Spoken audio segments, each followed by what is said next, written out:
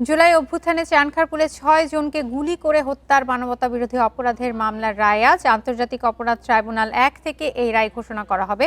আরও জানাতে ট্রাইব্যুনাল চত্বর থেকে যোগ দিচ্ছেন সহকর্মী জাহিদুল বাশার। ২০ তারিখে রায় হওয়ার কথা ছিল, তো তা পিছিয়ে আজকে রায় হবে।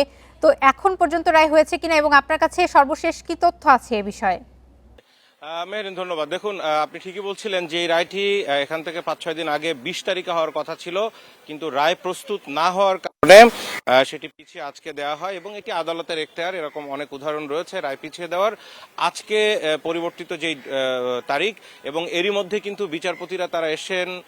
এই ট্রাইব্যুনালের চেয়ারম্যান হয়তো কিছুক্ষণের মধ্যে এসে পৌঁছাবেন এবং আসামিদের, বিশেষ করে মোট ৮ জন আসামির ভেতরে ৪ জন গ্রেপ্তার। শাহবাগ থানার ওসি অপারেশন আরশাদ হোসেন এবং কনস্টেবল ইমাজ, নাসিরুল সহ ৪ জনকে এখানে আনা হয়েছে এবং এই মামলায় ৪ জন কিন্তু পলাতক রয়েছে।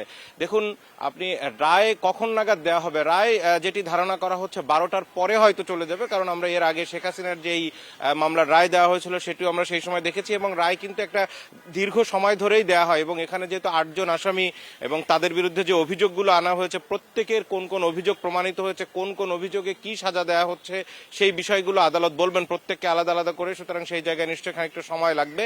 তবে এই রায় ঘোষণা যখন হবে সেটি কিন্তু সরাসরি বাংলাদেশ টেলিভিশন এবং সামাজিক মাধ্যমে এবং অন্যান্য যে বেসরকারি টেলিভিশন সহ বিভিন্ন গণমাধ্যমে সেটি সরাসরি সম্প্রচার করা হবে।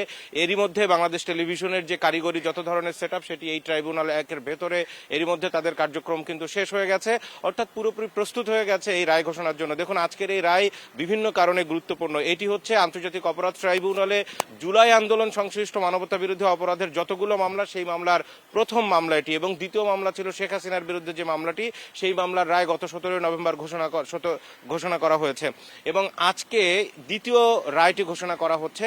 এবং এখানে আরেকটি বিশেষত্ব হচ্ছে, এই মামলায় কোনো সিভিলিয়ান আসামি নেই, সব ৮ আসামির সকলেই পুলিশ সদস্য। তার মধ্যে রয়েছে, আপনি যেমনটা খবরে বলছিলেন, যে সাবেক ডিএমপি কমিশনার রয়েছে, সুদীপ্ত কুমার চক্রবর্তী যুগ্ম কমিশনার রয়েছেন, এবং এইখানে আরেকজন কর্মকর্তা রয়েছে, এডিসি আক্তারুল রয়েছে, এসি ইমরুল রয়েছে। তারা প্রত্যেকেই, এই যে অভিযোগ আনা হয়েছে সেখানে কিন্তু দুটি ভাগে অভিযোগে ভাগ করা হয়েছে। একটি হচ্ছে ৫ জন কর্মকর্তা রয়েছেন, এই ৫ কর্মকর্তার নির্দেশনা অনুযায়ী কিন্তু ৩ জন কনস্টেবল, তারা নাসিরুল, ইমাজ এবং ইমন, তারা কিন্তু সরাসরি গুলি করেছে এবং তাদের এই যে গুলি করার দৃশ্য, সেটি বিভিন্ন গণমাধ্যমে আমরা খবরেও সেটি দেখাচ্ছি যে তারা কিভাবে গুলি করেছিল, সেই সময় সরাসরি বিভিন্ন ক্যামেরায় সেটি ধরা পড়েছে। দেখুন, এই মামলায় কিন্তু সাক্ষী দিয়েছেন তৎকালীন উপদেষ্টা, এখন এনসিপি নেতা আসিফ মাহমুদ সজীব ভুঁইয়া, তিনি সাক্ষী দিয়েছেন। এখানে শহীদ আনাস সহ অন্যান্য যে শহীদরা রয়েছেন মোট ৬ জন, তাদের পরিবারের সদস্যরা এসেছিলেন, চিকিৎসকরা এসছেন। বিশেষ করে মিটফোর্ড হাসপাতালে যখন এখান থেকে হতাহতদের নিয়ে যাওয়া হয়েছে, তাদের শরীর থেকে যে বুলেট বের করা হয়েছে, এই সমস্ত বিভিন্ন তদন্ত কর্মকর্তা সাক্ষী দিয়েছেন। অর্থাৎ বিভিন্ন ধরনের সাক্ষীরা এখানে এসে সাক্ষ্য দিয়েছেন। এবং এখানে একটি বিষয়, ভিডিও সবচেয়ে বড় প্রমাণ, এবং একই সাথে সেই দিন অর্থাৎ ৫ আগস্ট যখন শেখ হাসিনা ক্ষমতাচ্যুত হন, ঠিক এই যে ৬ জনকে হত্যার ঘটনা কিন্তু ঘটেছে ৫ আগস্ট ১১:৩০ থেকে দুপুর ১:৩০-২টার মধ্যে, এই কয়েক ঘন্টার ভিতরে। এবং ওই দিন সকাল ৫টার দিকে ডিএমপি কমিশনার হাবিবুর রহমান সরাসরি শাহবাগ থানায় যে কিভাবে মারণাস্ত্র ব্যবহারের নির্দেশনা এসছে শেখ হাসিনা এবং স্বরাষ্ট্রমন্ত্রী থেকে, সেই নির্দেশনা তিনি সবাইকে দিয়েছেন। এমনকি তিনি সরাসরি যেই ডিএমপির অডিও মেসেজ, যেটি অর্থাৎ সরাসরি তিনি ওয়্যারলেস মেসেজের মাধ্যমে ডিএমপির বিভিন্ন ইউনিটকে যে মারণাস্ত্র ব্যবহারের নির্দেশনা দিয়েছিলেন, সেই তথ্য উপাত্ত কিন্তু এই আদালতে প্রসিকিউশন তুলে ধরেছে। এখন দেখার বিষয়, রায়ে ৮ পুলিশের ভাগ্য কিভাবে কি নির্ধারণ হয়, কার ভাগ্যে কি রয়েছে, কয়েক ঘন্টার মধ্যে হয়তো সেটি জাতি জানতে পারবে। গণঅভ্যুত্থানে ৬ জনকে গুলি করে হত্যার মামলার রায় জানাচ্ছিলেন সহকর্মী জাহিদুল বাশার।